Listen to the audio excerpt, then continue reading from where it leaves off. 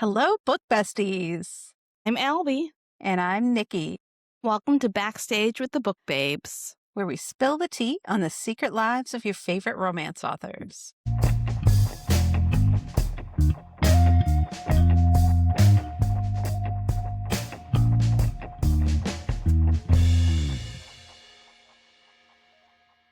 We've got an amazing small town romance author with us today, so we can't wait to introduce you to her. But first off, what have you been up to, Albie? All the things, Nikki. As usual. We had GR Lit Fest, and it was an amazing week of 18 literary events. And we had amazing authors, amazing readers. It was just fantastic. And then I followed that up by immediately releasing my book, Bro Awesome. So I think I'm just going to take a couple days and sleep maybe for a bit. As you should. Yeah. As you should. Yeah. So it's going great.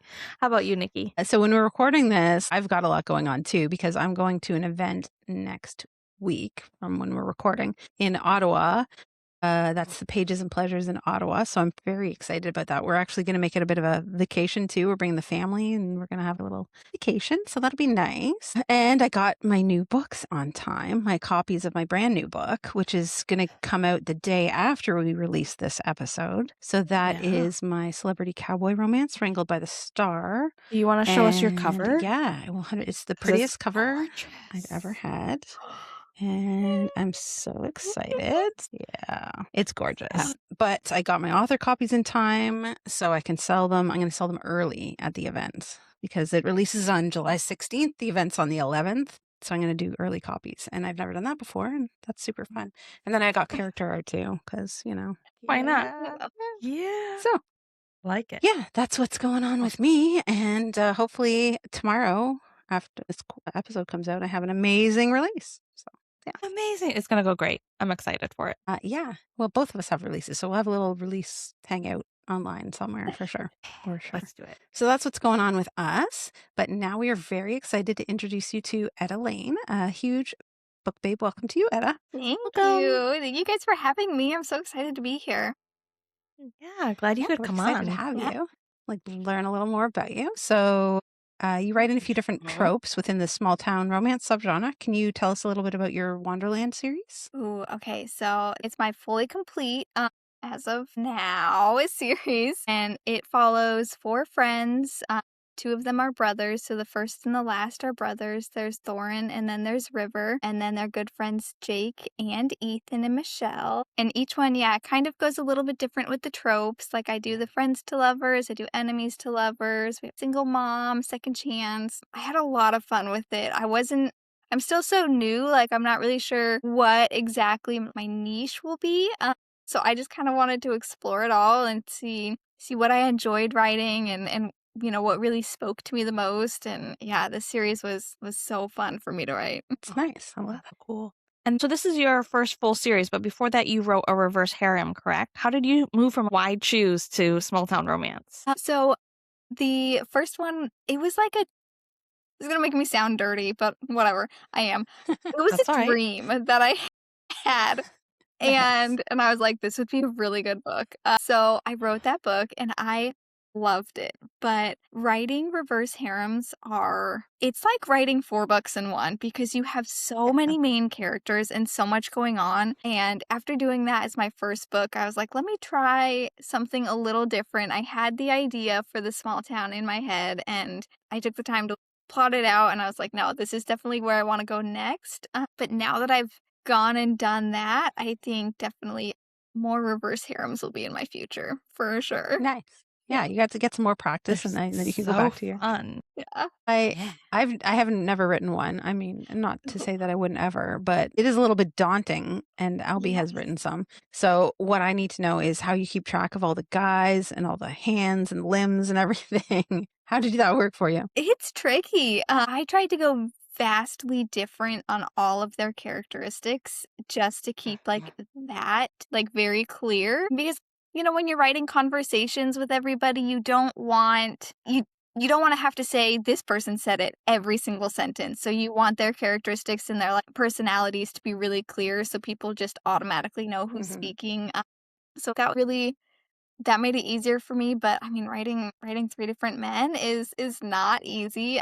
I definitely slowly worked my way through it, and the spicy scenes, like, I started with 1, and then I added 2, and then at the end, we got to all 3 just so I could figure out I absolutely use my daughter's Barbies. I will not even deny it. I'm like, "Okay, how does this work?"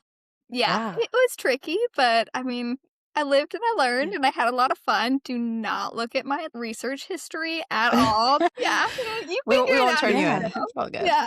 Yeah. Oh my gosh. Yeah, I think that works though, because that way you're like, too, it's escalating with the plot. Mhm. Yeah. You know, if you go from 1 to 2 to 3, you know, I think that's a good way to do it. Yeah. So yeah. When I was editing my book that just came out, I was rereading it after the first draft, and I'd forgotten that I'd written this one scene and had this particular spicy trope, and it hit me because I'd forgotten I wrote it. But that's just me. So, you know. I mean, I Yeah. forget very important things very often. I have a little reader group on Instagram, and they'll be like, "Oh, I'm gonna make a post. What was this person's last name?" And I'm like, "Heck if I know. I wrote it, but I wrote it a long time ago. I don't remember these things." Like, Yeah, they're like, "Oh exactly. my gosh, this part was so good." And I'm like, "I wrote that? Oh yeah, I did write that. Yeah, you're right. That was a great part." That's Yeah. Oh my hilarious. gosh. That's the hardest part. Yeah. But oh my gosh. Yeah, because I was in a book club and somebody was like, "Oh, just to confirm, it was this guy who got into bed with her, right?" Because it was 5 guys. And they were like, "Oh, it was this one, right?" And I was like, "That is great and very astute of you. I need to go check my notes because I'm sure I wrote it down somewhere. Yeah, so I it's can't not just remember." me. Yeah. No. We're all There's in so the same many boat, of I them. think. I get confused. Yeah. And then the more books you have come out, the more characters you have, and the more things you've written. So it's just And the farther away it was, too. You know, Yeah. you're focused on this book that you're working on now, not the one you wrote 5 books ago. Yeah. Yeah. exactly. Oh my God. So, with that many book boyfriends in one book, did you plan out ahead of time how you would balance the spice so that each one got their equal amount of spicy time? No. Since that was my first book, I had no idea what I was doing. I didn't plan a single thing for that book, like, not at all. Had no idea where it was going, just rolled with it the entire time. So not at all, and a lot of people got really mad at me for one specific character specifically, like, his spicy time is very minimal because he was really hard-headed. Mm. So I didn't plan that out at all. Yeah, it's tricky. I have other reverse harems in the works, and I've definitely planned those out a lot more. Cause Yeah. trying to get all the men and make sure that, you want their spicy time to all be unique and special, but yeah, you want them to shine in their own right for their own reasons, and it with so many men, yeah, it is. It's tricky. Yeah. For sure. I'm like, there's only so many ways I can describe this position and this action. I'm working on it, everyone. We're really working on it over here. Seriously, yeah. Oh my They're goodness. like, "We don't like this word, and this word," and you're like, "That leaves me with one word Yeah. left to use." Yeah. Like, I don't wanna use that the whole book. Yeah. Yeah. My editor left a comment in the last book. And it was something like, "There's a lot of dicks in this scene. Maybe we can switch some of that up to shaft or something." And, oh, that's a good one. I like. Yeah. She told me to stop calling everything delicious. We can't She's help like, it it's if not you can't. delicious. Seriously. Just because you don't think it's delicious doesn't mean I don't think it is. I love that. I love that. Oh my gosh. Yeah. The conversations we have in depth. Exactly. It's wild. Oh, editors are a godsend. Like, the amount of things that they put up with us is amazing. Yeah. Oh See, my then God. they help keep track of the limbs and the pants and the Yes. clothing, like Yeah. he's still fully clothed, you know that, right? I did not know that. Like, yeah, that was intentional as their mid-thrust. I knew that. That's fine. Yeah. Oh my Sometimes that's how it works, right? Yeah. So speaking of the spice, how spicy would you say your books are? Okay, so this one's tough for me. I would rate them like a 2.5 to 3 peppers out of like 5. But yeah, I've had a lot of people rate them very differently. Each book kind of is a little bit different, but I mean, they have very in-depth, sometimes very long, spicy scenes, but I've never gone too wild with my spice, and I feel like I have a really good plot to spice ratio. So I'd say like, yeah, like 2 to 3, somewhere in there. That's Yeah. nice. Yeah. That's good. And then you said earlier that your first book, you were just kind of winging it, basically. Do you think you've become more of a plotter as you've gone on to write more books, or is that something that you want to develop, or you're like, nope, I'm going to be a pantser the whole way? I wanna develop it better. I definitely started as just panster all the way, and then I started going into more of the planster where I was like, "Here's the general consensus and kind of the timeline," and then I went to, like, planning chapter by chapter. But the problem with chapter by chapter is, like, my characters don't always agree with me. So you plot out a whole book and you get halfway through and they are like, "Abso-fucking-lutely not. That's not happening." And you're like, "Well, I just have to scratch the whole half of the book now and redo the whole ending." So I'm kind of in the middle still somewhere. Yeah. I get Fair. that. Yep. Characters, they just come around and ruin it for us Yeah. sometimes. You're like, I had Honestly. this whole thing set out, and then you had to go and do that. Like, no thanks. Yeah. As I'm writing, I'm like, know exactly where it's going, and they're like, no, no, no, no." I'm Not like, going to do it. damn Yeah. it, all right. Yeah, let me just delete that last For paragraph. sure. Mm-hmm. For sure. And so then how do you get your inspiration for your books? Do you start with a scene or a character or a theme, or where does that start for you? For the Wanderland series, I kind of had a theme and an idea. I had a town planned out in my head. It's a town that I know very well. And I kind of like went from there. And then each book, I had the tropes kind of lined out. And then as I started writing the first one, Wandering Closer, all the characters kind of became themselves throughout that one. So I had their general ideas planned out in my head.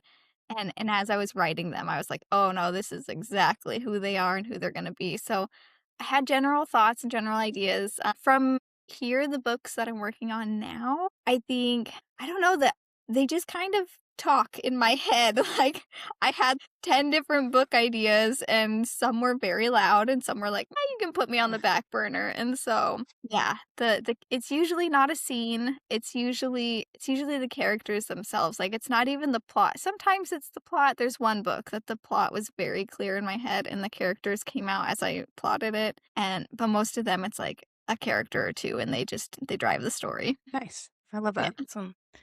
And then for when you are writing, do you write by hand? Do you type? Do you dictate? I know there's been a big conversation among authors recently. I type. When I write by hand, if I think too fast for my writing, and so my brain's too far ahead of what I can write down quickly, and so I cannot do that. I've tried to dictate. It's not my thing either. Yeah. Yeah, no, I just have to type. I am very, very plain, just me and my Google Docs, and that is it. I don't want anything else. Like, Yeah. yeah. For sure. Oh, nice. For sure. And so when you are writing, do you have a specific spot you like to write in, or do you listen to music, or do you need silence? Any specific outfit or candles? What does a writing session look like for you? It's always a little different. I'm always in comfy clothes. Like, let's be honest, nobody's putting a bra on to write. We're not putting jeans on. Like, no. I usually have coffee and water. I like to have some sort of fruit to snack on. I am fruit obsessed. Music, always, always. And it all depends on what I'm writing. Like, my music goes with the scene for the most part. And so if I'm writing more plot, it's one of two things, honestly. It's either like Sleep Token, or it's instrumental music with no words. Like, there's no in between for that. But then emotional scenes, I will put on something sad or indie, or yeah, my music kind of goes with my writing. It always has to be on. I cannot write in silence. But as for place, no, I've written all over. I don't like to stay in one spot in my house. Like, I'll go sit at the kitchen island, I'll go sit in bed, I'll go sit at my desk, I'll sit outside, like, whatever's fitting my mood that day. When it's not 5,000 degrees out, And for then sure. you were saying, I love writing outside. yeah. Yeah. Right now, absolutely not. I'm not sitting outside. No. Yeah. And well, Google Docs, you can do it on your phone too. Yes, I have done that. I've been out and about, and I'm like, oh, I have to write that down. Like, quick, put a note in at least. I was running the other day with, what book was that one? That was Wandering Home, my last one. I was on a run and I was like, oh my God, this is a great idea. And I quickly pulled up Google Docs and threw it in. I've done it in the car. Like, you don't know when inspiration is going to strike. Yeah. I've even done it in like, I'm waiting for somebody. I'm like, I have 5 minutes. I'm just sitting there writing out the next paragraph in my story or whatever. And I love that. Yeah. yeah. Make use of the time we have. Yeah, absolutely. Yeah.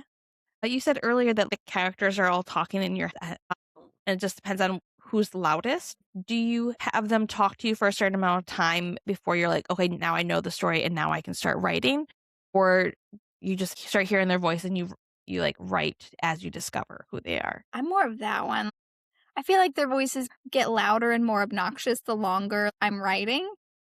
But I don't usually wait for them to speak for a long time. Like I don't plan it out with them. I can have a chapter idea. I start writing the chapter and they'll be in my head the entire time. And as I'm writing, they'll kind of change it, or they'll be like, yes, like this is it. But yeah, I'm not one to sit and ponder very long for things. Like I definitely, I don't know, I'd rather let them talk to me as I'm writing, and we argue a lot, but yeah. That's okay. They usually win though, don't they? They do. I swear, if normal people got into authors' heads, they'd be like, y'all are crazy. You're just like arguing with people in your head all day. I'm like, yes, that is literally my job. Thank you. Like, exactly. Yeah. Well, welcome to the party. Yeah. Well, if we didn't argue with them in our heads, we'd be arguing with ourselves. And I feel like that would be even weirder. It really That'd would. be worse. Yeah, definitely. Definitely. So when you're writing, are there any things that bring you a little bit of joy, or you do for yourself for self-care when you're really busy and writing and getting everything done? No, I'm a mom. I don't do anything for myself. What do you mean? What is self-care? Yeah, we don't know. That's why we always ask people. We're hoping someone will be able to explain it to us. Like, give me We're ideas. looking for What do you advice. do? Yeah. I don't know what you guys got. See, I like to garden. I do that. I like to paint my nails. I've just started getting into it. I'm very bad at it. My daughter said I had really nice snowflakes. I'm like, those are supposed to be fireworks. Yeah, just ignore that. So, yeah, other than that, I have a home gym. I really like to lift weights and get my anger and frustrations of my characters out that way. Like, other than that, I'm pretty boring. Like, yeah. Okay. What do you guys do for self-care? Give me ideas. Like, I don't do it. Yeah, it's true. Same. Yeah. But maybe ordering dinner or going out for a dinner after I finish a book or something like that, Try and take a day off, spend 20 minutes in the hammock. I don't know. Ooh, yeah. I did cross stitch for an hour last night, and that was lovely.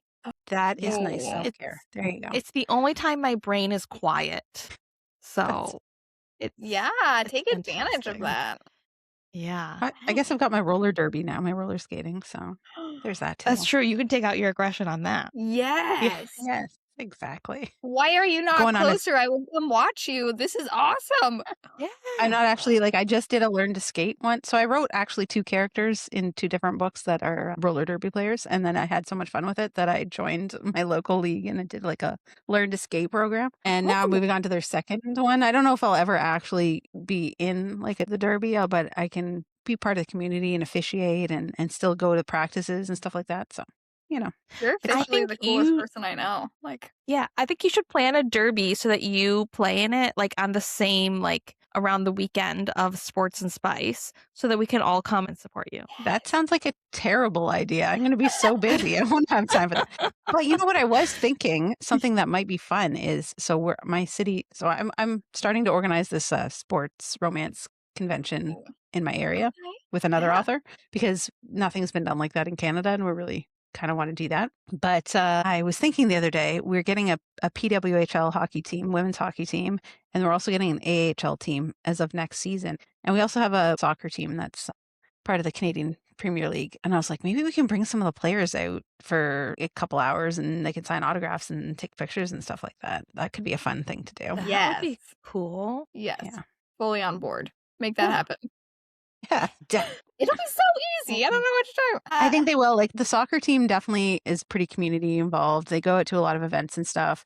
And then these 2 new teams are going to be here. And I think the PWHL they're pretty cool, right? Like those ladies are awesome. So, absolutely. Yeah. Get some awesome ladies out. Yeah. Represent. Hell yeah.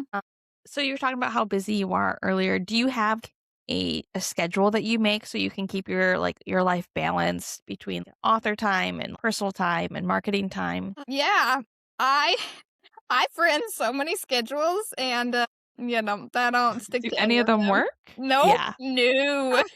Like, I'm gonna spend this much time doing marketing and promo, I'm gonna do it on this days at this time.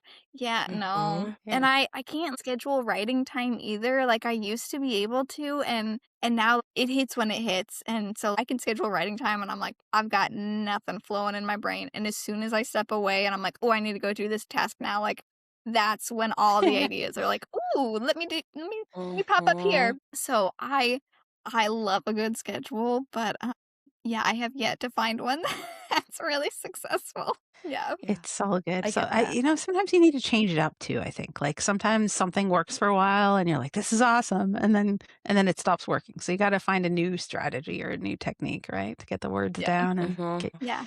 Improvise, for adapt, sure. overcome, or whatever. Yeah. Yeah. And then of course there's live events. And do you attend some in your area and do you have anything coming up in 2026? I have attended a lot in the last year or so, but I have none coming up. Yeah, I we didn't know that we were gonna be moving this summer, and then we got last Gotcha. minute orders, and we moved, and we just moved about a month ago, and we're still like, settling in, so I have nothing coming up at the moment, but I do have another author friend out in the area, and she's been looking into some things and some ideas, so we will see. I have my little group chat with all of the authors that work with my editor, and there's some that are trying to plan some other things potentially in Canada as well. And Ooh. Yeah. so yeah, we'll see kind of what pops up. But as of right now I have nothing, and it's kind of sad, but it's also kind of nice. Like those events are so fun and they are so Hmm. stressful. Yes. Yeah. Yeah. For sure. For Yeah. sure. Where have you been to in the last little while? What was the last one you went to? The last one I went to was Tempted by Fiction in Nashville, Tennessee. That one was really, really fun. It was really well run. There's some really great authors there. Yeah, it was really a great time. It was the first one that my husband came to with me, and so he kind of got to Nice. experience it. I had him help me out. He instead of some like authors choose PAs that are like actually helpful in like selling books, and God bless him. Like no, I put him on tattoo duty, so he gave people inappropriate temporary tattoos, and it was Nice. it was a grand old time. He That's put fun. quite a bit on quite a few fun people. He got a few good boy tattoos on some partners that came, and yeah, I think Nice. he had a little, like, "choke me daddy," and he made some good jokes with that, so, I mean, like, yeah, I love a good event. Oh, Like that. Yeah. that's a That's really good. good idea too at a table. Yeah, Yeah, I brought it my was husband so to a fun. couple, but he mostly just hides behind my bookshelves. And he he'll hand me books, he'll put the square reader out, but Yeah. he doesn't really Put want to be the center of attention. put him on tattoo duty. It's very fun. So funny. Oh, goodness. Yeah. Are you also working on a new book? You said you had a couple ideas that you are working on. Do you have like, one book that you're working on that you're like, this is the next one that's going to come out? Nope. I have No. 2 that I'm working pretty consistently on. Um Yeah, they're both probably the same amount done.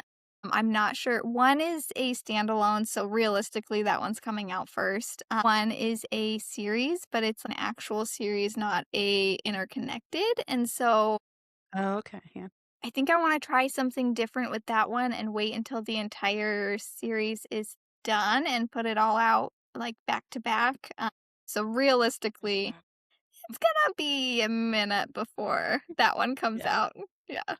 Is But that going to be both like a duet or a trilogy or like how many books are you thinking? I'm thinking a trilogy. It may just end up being a duet. I don't know. I'm a sucker for the longer book.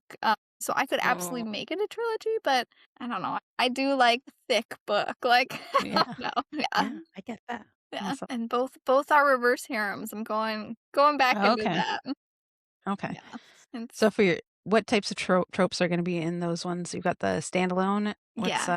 The What are you standalone is working with gonna on? be a Christmas one. Oh, Oh, fun. Yeah, that one we're gonna have a boss and an employee in there, and then might have a little bit of my first ever male, so we'll see how Okay. this goes.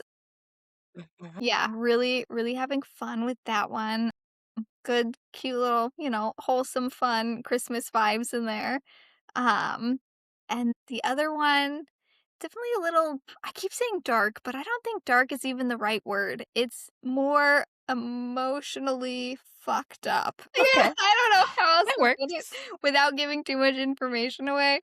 It's gonna be a tough read, but it's very she's the vigilante sort of vibes. Yeah. Okay. I like it. That's Nice. fun. I Yeah. like those. Yeah. We need some good feminine rage books these Yes. Yeah. days. Oh, Seriously. this one will have all of the feminine rage in it. There's a lot.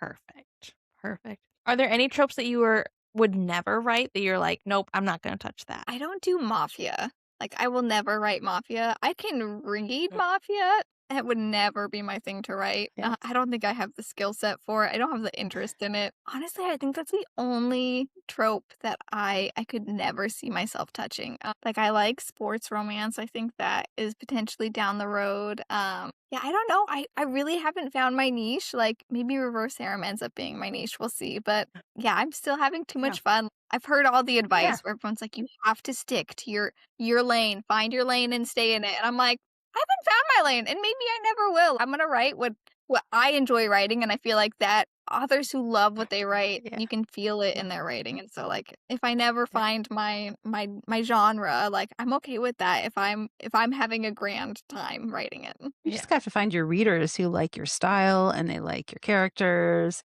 and they're gonna follow you and read your different things. If they're all still contemporary or whatever, you're gonna get crossover as well. Yeah. I think anyone who gives advice that's like, you have to do this a certain way. Take a No. seat. Yeah, Yeah. exactly. Exactly. Yeah. And most of us read more than one thing. Like, I don't read only Yeah. sports romances or only reverse harems. Like, I'll read across the board because every now and then you're like, oh, I really want this type of book. And then I really want this type of book. And Yeah. Yeah. Yeah. I have gone light, sweet, fluffy, and all the way to fucked up dark. Like, I will read it all, but as long as there's smut, that is my only requirement. Exactly. If Yeah. there's nothing, like, no offense to the closed doors authors, I love Yeah. y'all. You do amazing work. I'm bored. I don't want to read it. Yeah. I want to know what's happening behind that door. Yeah, you can't just Exactly. fade to black. Like, what do you mean they kissed and then it's done? Like, that's no. I need the details. Exactly. Yeah. I agree. Yeah. Yeah. For sure. Now, is there one question you'd like to ask readers? For everyone listening out there, we'll post this on our Instagram to answer, or you can comment on the YouTube video. So one question that you'd like to ask. Tables have turned. Yeah, shoot. What do I want to know from readers? Like, what is it that makes an author an auto-buy author for them? I've seen a lot where people are like, I only read 3 of her books and I own 45 of them. And I'm like, Yeah. what? Like, what is it? Is it the person? Is it the books? Is it the writing style? Like, a mix? That's I know a I good have some question. auto-buy authors for me, but I want to know what it is for everyone else. Yeah, for sure. Yeah. Yeah. That's a good Yeah, I'm question. curious. Yeah. And then we have one final question for you. So you said that you wouldn't write a mafia book, but are there any tropes that you would be willing to read, just that one trope, for the rest of your life? I'm going to go found family. Yeah. I'm a sucker for a found family, and I feel like you can do so many different genres within that and tropes that include that. So that broadens my my horizons of things that I can read. But also, yeah, I'm just a sucker for a found family. It's always going to be in all of my books. I love that element to it. Yeah, it's so good for 100%. sure. That's Yeah. the loophole. Small town, Yeah. found family, quirky side characters. You get sports romance. You got your teams. Yeah, it's so good. Yeah. So many You options. get it all. Yeah, Yeah. definitely. What about you guys? What do you have? Oof. Yeah. That's me. Now I want to know what you I feel like I've been asked this a couple times before, and I'm like, what did I say last time? What Is it still the same? Like, I don't know. The thing is, every time somebody says one, I'm like, oh yeah, I could read that for the rest of my life. Yeah. But somebody said Grumpy Sunshine, and I was like, I love that. Yeah. Like, or I love a brother's best friend. Oh, yeah. Second chance. Oh, I do love a good second chance. Yeah. Yeah. I mean, that's the thing. I'm down to read just about anything. I have only one hard limit in my books, and then I have some things that I don't love, but I'll still read. Yeah. So, Yeah. yeah, that's fair. I'm here for it. Yeah. Awesome. Well, thank you so much for coming out and letting us peek behind the curtain of your author life, Etta. Before we forget, can you tell our listeners where they can find you and your books? We'll post those links in our show notes as well so they can find you. I'm on Amazon. I'm on Kindle Unlimited. All of my books are on Kindle Unlimited. My Reverse Harem is on Audible and honestly most listening sites. It's on Spotify. It's on most of the library apps as well. And then I do have a website as well that I'll have you guys post that. Yeah, for sure. Awesome. Do you do Will direct do. sales on your website or just? I do like, Nice. signed direct Signed sales. And I have copies. like my character art and I have fun stickers to go with all of them and all the good things on there. Yeah. That sounds awesome. Awesome. Thank you so much, Etta. And to all of our listeners out there, if there are any questions we should have asked or forgot to ask, drop your question in the comments below. Thanks so much. Thanks, It was guys. great having you on. Thank you. Thanks for getting dirty with us. If you had fun, leave a review on Apple, Spotify, or wherever you listen to your podcasts. New episodes will be released every Wednesday, and we've got an amazing lineup of authors to share with you. If there's someone you'd love to see on our show or you've got burning questions for your favorite authors, send us an email to backstagewiththebookbabes@gmail.com or leave us a comment on our social media accounts. You can find us on Instagram, Threads, and TikTok, Backstage with the Book Babes. Links and applications for authors to join us as guests are at linktree/Backstage with the Book Babes. You can follow me, Albie Blake, with that handle on social media, specifically Instagram and TikTok. You can follow me, Nikki Jewell, and learn about my books at authornikkijewell.com. I'm also on Instagram, Threads, and TikTok at NikkiJewell_books. Thanks again for joining the party. Keep turning those pages and keep it spicy.